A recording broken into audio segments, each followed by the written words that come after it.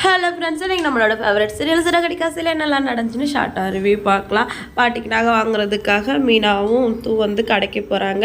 அங்கே வந்து அவங்களோட நகையை போட்டுட்டு பாட்டிக்கு நகை வாங்கலாம் அப்படின்னு சொல்லிட்டு அந்த நகையை கொடுக்கும்போது தான் தெரியுது அது கவரிங் நகை அப்படின்னு சொல்லிட்டு கடையில் இருக்கிறவங்களாம் இவங்கள ஒரு மாதிரியாக பேசுகிறாங்க. அந்த டைம் பார்த்து கடை ஓனர் வராரு. இந்த பொண்ணு எனக்கு தெரிஞ்ச பொண்ணு தான், அப்படிலாம் பண்ண மாட்டாங்க, எங்கேயோ கண்டிப்பாக தப்பு நடந்திருக்கு, இந்த நகையை எடுத்துக்கோங்க, நாங்கங்கிறதால இதோட போச்சு, இன்னொருத்தவங்கன்னா போலீஸை கூப்பிட்ருப்பாங்க அப்படின்னு சொல்லிட்டு அவர் மீனா கிட்ட வந்து ஆன் பண்ணுறாரு.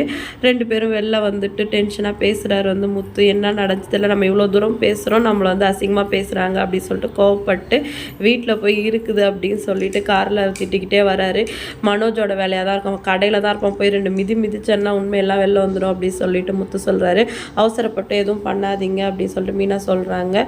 இல்லை அவன் வேலையாக தான் இருக்கும் அப்படின்னு சொல்லிட்டு இவர் சொல்லவும் அத்தைக்கிட்ட தானே நகை இருந்துச்சு அப்படி சொல்லிட்டு மீனா சொல்கிறாங்க. அவங்க இவன் கேட்குறான்னு எடுத்து கொடுத்ததுனால கொடுத்துருப்பாங்க அப்படின்னு சொல்லிட்டு முத்து கோவப்படுறாரு. எதாக இருந்தாலும் பொறுமையாக இருங்க, பாட்டி ஊர்லேருந்து வந்துட்டு போன அப்புறம் தான் இதை பற்றி பேசணும், என் மேலே சத்தியம் அப்படின்னு சொல்லிட்டு முத்துக்கிட்ட வந்து சத்தியம் வாங்கிக்கிறாங்க. முத்துவால் வேறு எதுவும் பேச முடியல. வீட்டுக்கு போனால் எல்லாருமே வந்து பர்த்டேக்காக எல்லா அரேஞ்ச்மெண்ட்டும் பண்ணிகிட்டு இருக்காங்க. முத்து மட்டும் ரொம்ப கோவமாக இருக்கார். ஏன்டா ஒரு மாதிரியாக இருக்குது அப்படின்னு சொல்லவும் கொஞ்சம் டென்ஷனாக இருக்குது அப்படின்னு சொல்லி சமாளிச்சிடுறாரு.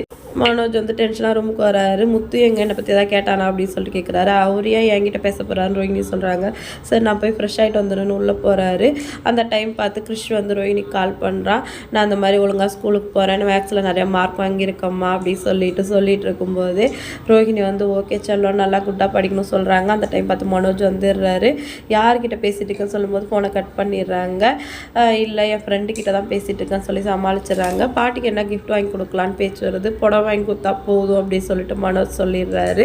அடுத்து ரவி ஸ்ருதியும் பாட்டிக்கு என்ன வாங்கி கொடுக்கலாம் அப்படின்னு சொல்லிட்டு இருக்கும்போது ஸ்ருதி வந்து நான் வந்து டச் ஃபோன் வாங்கி கொடுக்க போகிறேன் அப்படின்னு சொல்கிறாங்க. ரவி வந்து சுகர் பேஷண்ட்டும் சாப்பிட்ற மாதிரி புதுசாக ஒரு கேக் ரெடி பண்ணி கொடுக்க போகிறேன் அப்படின்னு சொல்லிட்டு ரவி சொல்கிறாரு. நெக்ஸ்ட் டேக்கான ப்ரோமோவில் வந்து பாட்டி ஊர்லேருந்து வராங்க.